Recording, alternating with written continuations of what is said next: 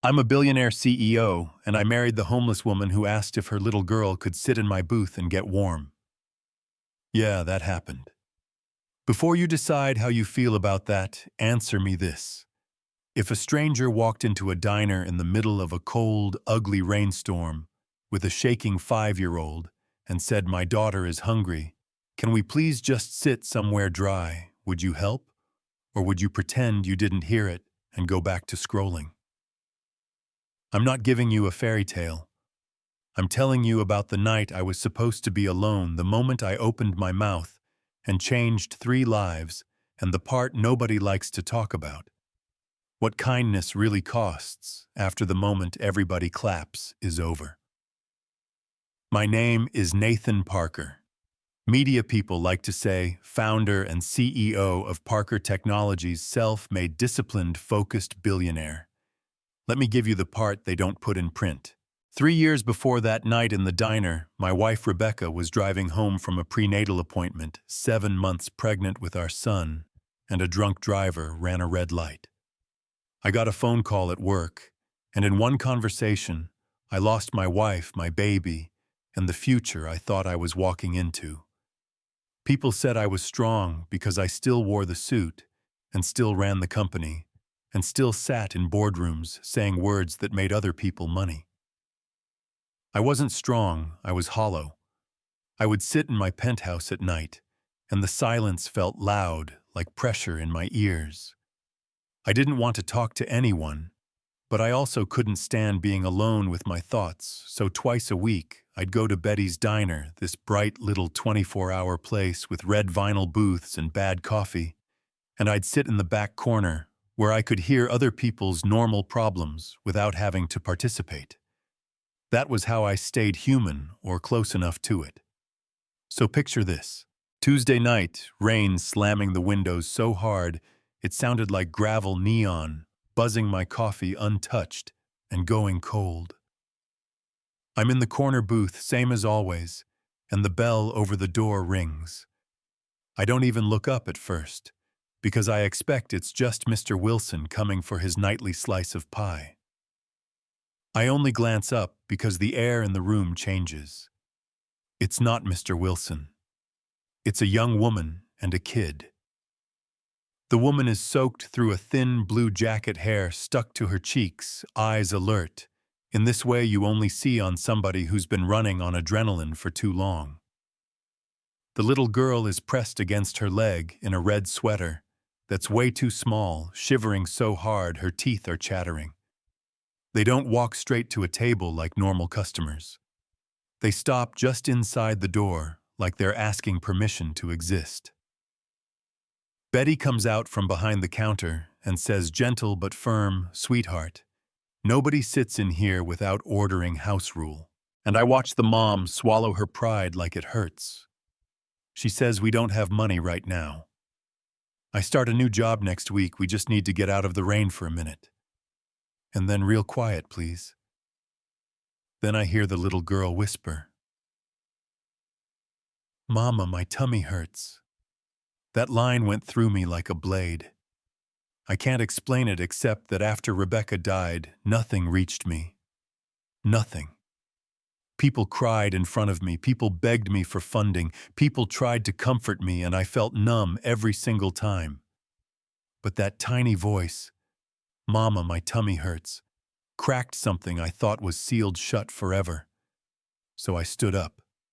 I didn't plan it. I didn't think about optics or liability or headlines. I just walked over and said, "Hey, you two can sit with me." The mom, her name is Tasha, though I didn't know that yet, immediately shakes her head. "No, sir, we couldn't impose, we won't be any trouble. We're fine." That's pride talking, survival pride. I get it. I told her, "You're not imposing, I'm just tired of eating alone." Which, by the way, was the most honest thing I'd said out loud in 3 years. She hesitates, then nods, and that right there is one of the bravest things I've ever seen. Sitting down when all you've had for weeks is people telling you no. That takes more strength than most board members I know. We slide into the booth. I wave Betty over and order chicken soup, grilled cheese, and chocolate milk. Up close, I can see more. Tasha's hands are shaking as she peels off her daughter's wet sweater. But her body never relaxes. She's angled between her kid and me like she's a shield. The girl is staring at me with big, tired eyes like she's trying to figure out if I'm danger or safety. I introduce myself. I ask the little one her name. Bella, she says, barely above a whisper. I tell her that's beautiful, Bella. She kind of smiles. Tasha is watching every word like she's ready to snatch Bella and run if I say the wrong thing. Pattern interrupt. I respect that. I ask Tasha soft what brought you out in this weather. She gives me the polite answer first. Oh, we're just walking trying to get some air. And Bella, because kids do not follow PR strategy, blurts out, Mama said we had to leave the room because the lady next door at the shelter was yelling, and I got scared. You could see Tasha close her eyes for a second, like, baby, please. I said you don't have to clean it up for me. And that finally is when the truth started coming out. She tells me she had a decent retail job downtown, nothing fancy but steady enough to afford a tiny apartment for her and Bella. Then corporate cut hours, then cut bodies, and just like that, she was out. No savings, no family in the city, rent late, and the landlord didn't want a story, he wanted a check. Eviction was fast. Faster than you'd believe if it never happened to you. She says the women's shelter took them in, but it's a 30-day limit, and they lock the common areas at 8 p.m., so you basically sit in a tiny room, trying to keep a 5-year-old entertained and calm, while strangers are yelling through paper walls. She's applying for everything. But here's the trap, and I want you to really hear this part. Most jobs want you to start immediately, but she can't start without childcare, and she can't get childcare without money from a job, and she can't get that without starting. That's the loop. You don't climb out. You're stuck in it until somebody reaches a hand in from the outside. I had never been in that loop. I went to good schools. I had early investors. I had connections. I had safety nets I didn't even know were safety nets. I worked hard, sure, but the ground under me was solid.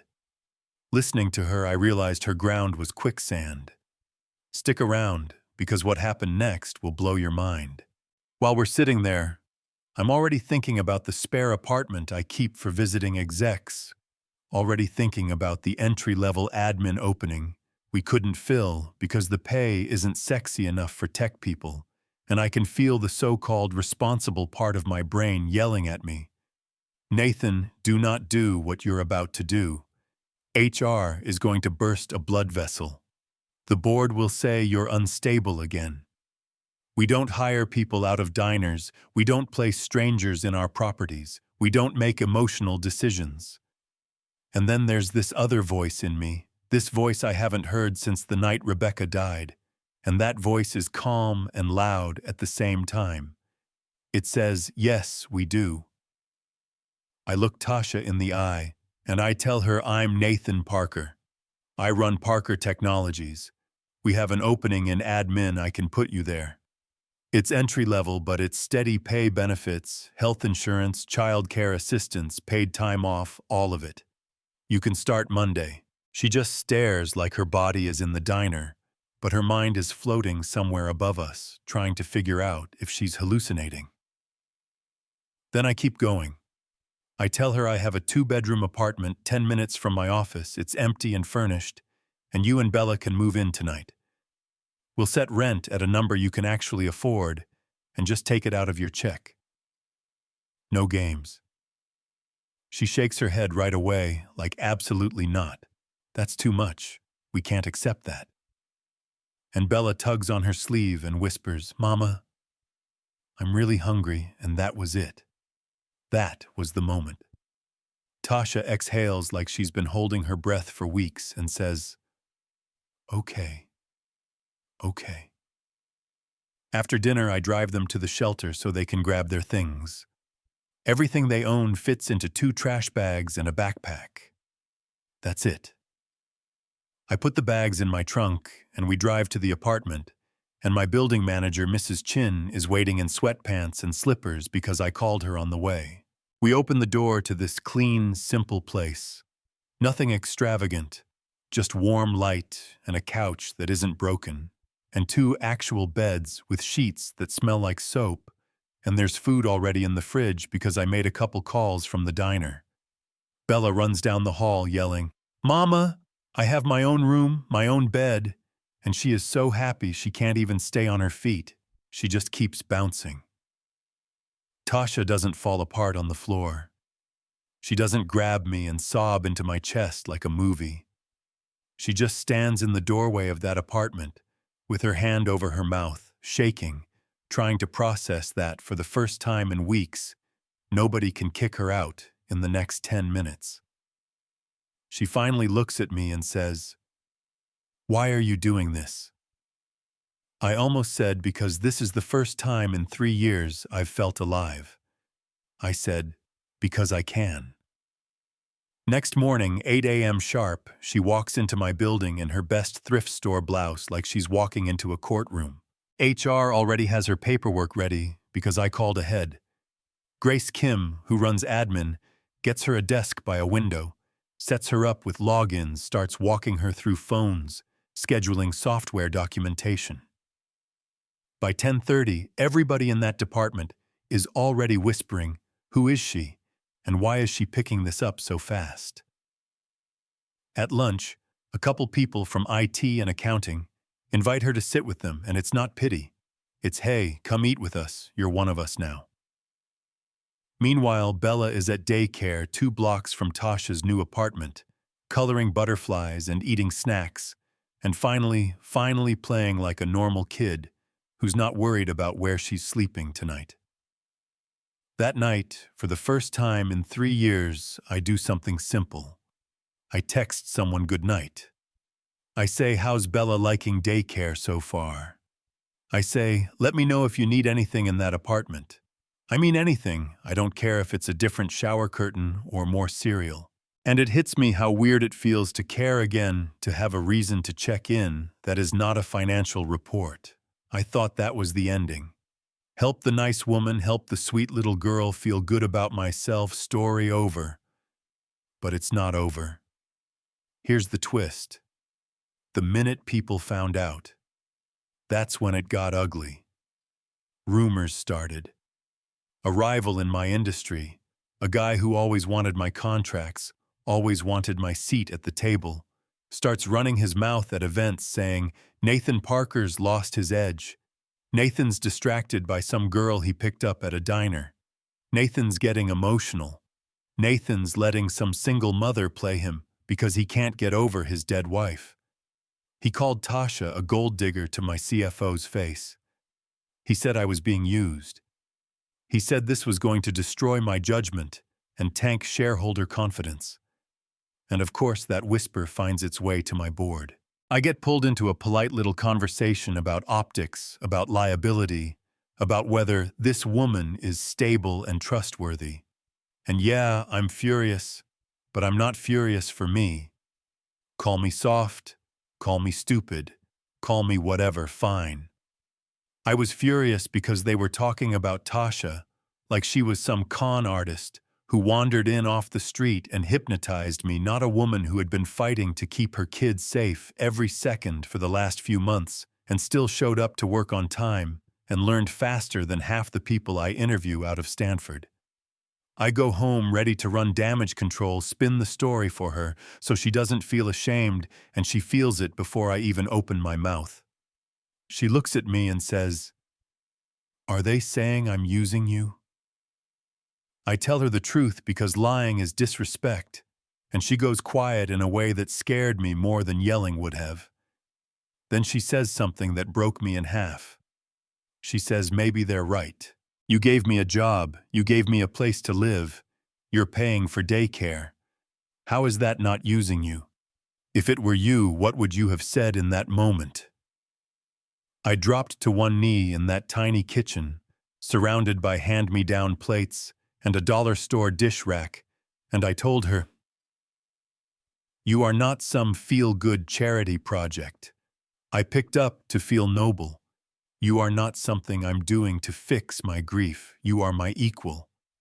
I'm saying that selfishly because for the first time in years, I want to wake up in the morning, and that's not because of my company, that's because of you and that little girl passed out on the couch with a crayon in her hand.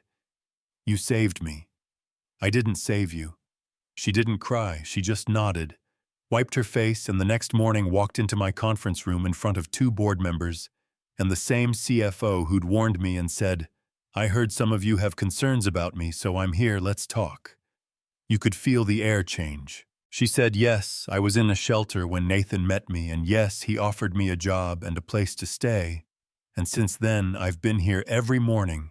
I've been doing the work. I've been respectful to your teams. And I'm about to fix your scheduling mess that none of you have fixed in 6 months. So if anybody in this room thinks I'm hustling him, speak to me directly, not behind my back. Nobody said a word.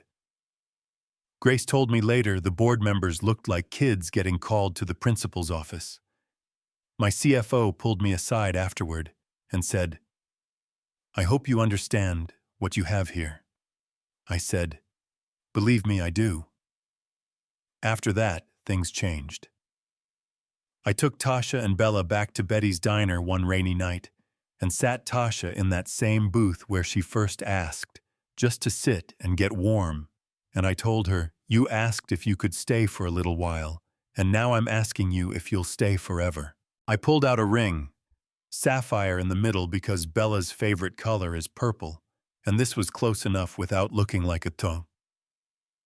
And I asked Tasha Brooks, "Will you marry me?" She covered her mouth those same shaking hands I saw the first night, and she said, "Yes, yes, yes." We got married in a community center, nothing crazy, folding chairs, grocery store, flowers, sheet cake. Betty from the diner bringing homemade pie. My CFO crying in the back.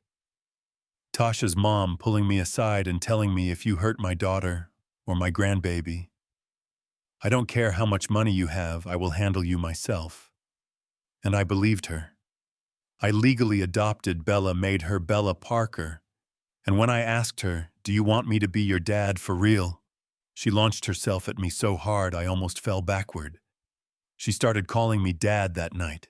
Somewhere in the middle of all that, Tasha and I sat on our little apartment balcony one night, looking at streetlights and cheap brick buildings and takeout containers, and we said, "We can't just let this be our story, we have to scale this." So we built the Parker Family Foundation. We didn't make it about PR, we made it about logistics. We fund short-term apartments for single parents with kids. We cover childcare so they can actually start jobs when they're offered.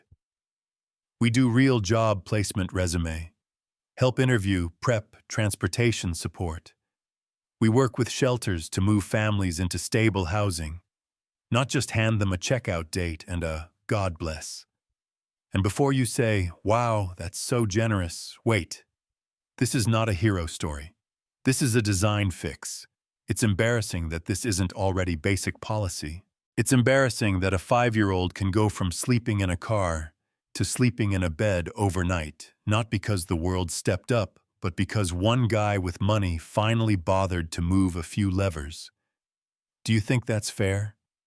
We say, work hard and you'll be fine. But we don't talk about what happens when you're working hard and still drowning because daycare costs more than rent, and one layoff erases your entire life in 2 weeks. We love to point to the one success story and say, "See, the system works. Look at her, look at them." And we never ask why the system only works when someone with power breaks the rules on purpose. Here's where we are now.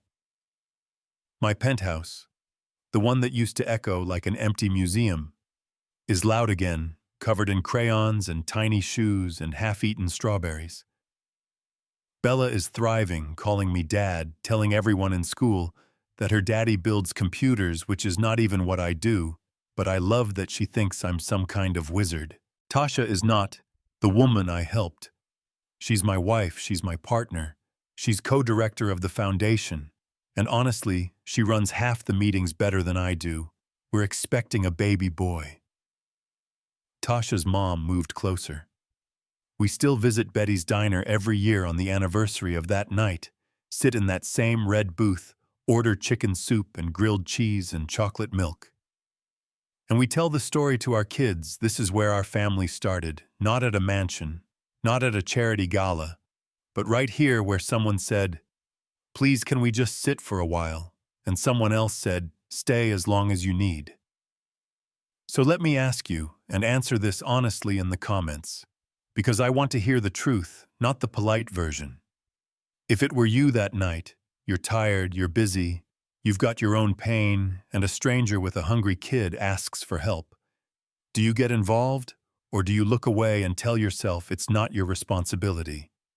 And here's the harder question. If you were Tasha, soaked through, broke, exhausted, scared for your child, and a stranger says, "I can change your entire life tonight," would you trust him, or would you walk back into the rain? Tell me what you think. Tell me if I did the right thing or if I crossed a line. Tell me if this is love or power imbalance or both.